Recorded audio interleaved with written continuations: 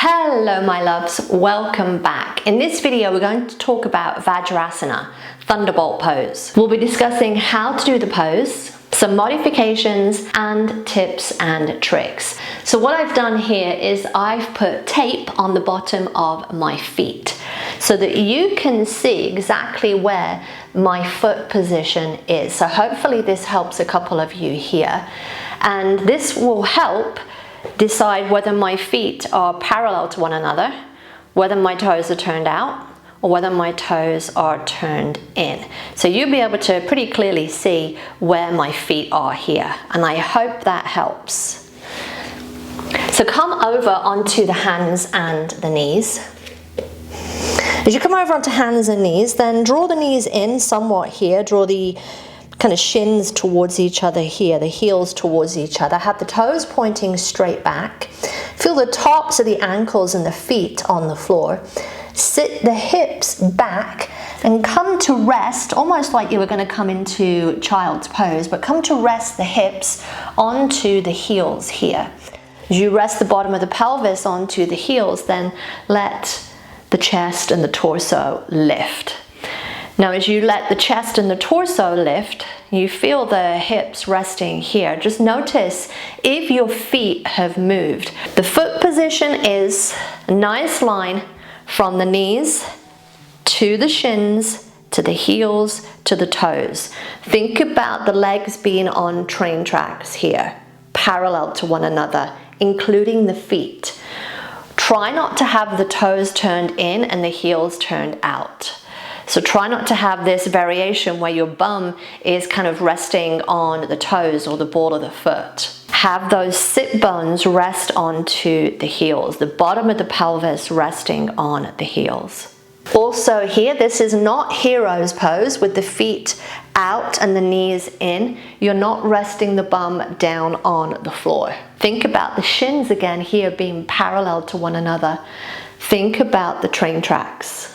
Then you'll find the torso lifted, a nice line from the head to the heart to the hips. Draw the lower ribs in, rest the hands on the thighs, and come into that meditative pose. It is an option as opposed to meditation rather than crossing the legs. But just find that resting pose here and just notice what's occurring for you. Where is there tension?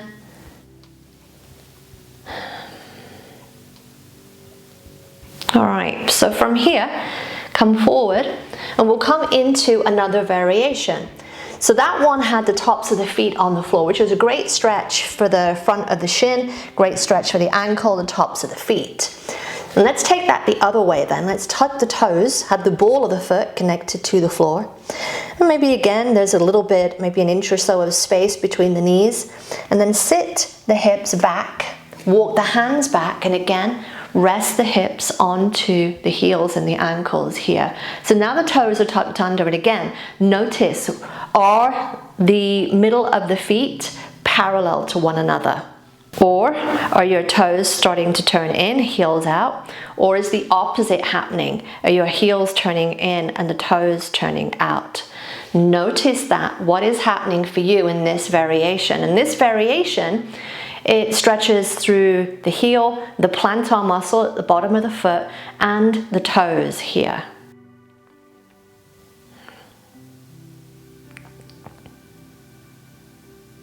Now it can be a comfortable pose for many, but it also can be a challenging pose depending on where you have tension. And the main point of tension here tends to be the knees. Especially if you have knee issues, I would highly recommend either avoiding this pose or using props. The main prop that you're going to want to use is a blanket. You'll come onto the hands and the knees, take your blanket, rest it behind the back of the knee, rest it on the top of the calves, so that when you sit back with less flexion in your knee. If you need to prop the bum up more using a block, then you're more than welcome to do that. Think again about the feet here, that line of the midline of the foot parallel to one another here. If that still feels uncomfortable, the other thing that you can do is move your blanket out the way, separate the feet a little more here, and take your block in between the ankles. Hug the block with the ankles, toes point back, the knees are separated a little bit here. Walk back, sit the hips onto your block, and then rise up into Vajrasana, resting the pelvis a little bit higher and a little bit more securely here. Still thinking about the positioning of your feet. Knees, shins, heels, toes. Train tracks here. And then this can be your Vajrasana. Hands rest on the thighs, finding your drishti here. Also works with the toes tucked. So one other little tip that I want to mention is that Vajrasana has the ankles, the top of the ankles here connected to the floor. If you find that you can't point your toes straight back and that you have some limited mobility, maybe there's a space there between your ankle and the floor, cushion it.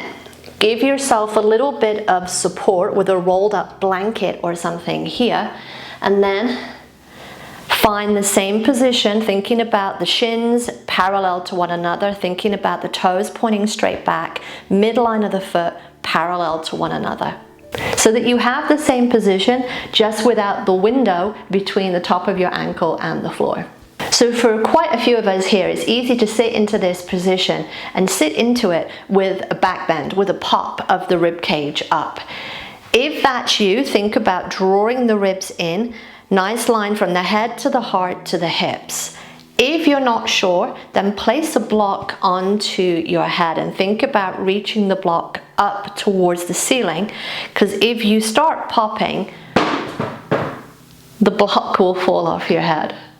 Okay, my loves, I hope that helped give you a little insight into Thunderbolt, Vajrasana. And let me know if this helped. If you found this video useful, then give me a thumbs up and don't forget to subscribe if you're not already. And remember, my loves, that karma is only a bitch if you are. So be nice, be kind, and be the change that you want to see in the world.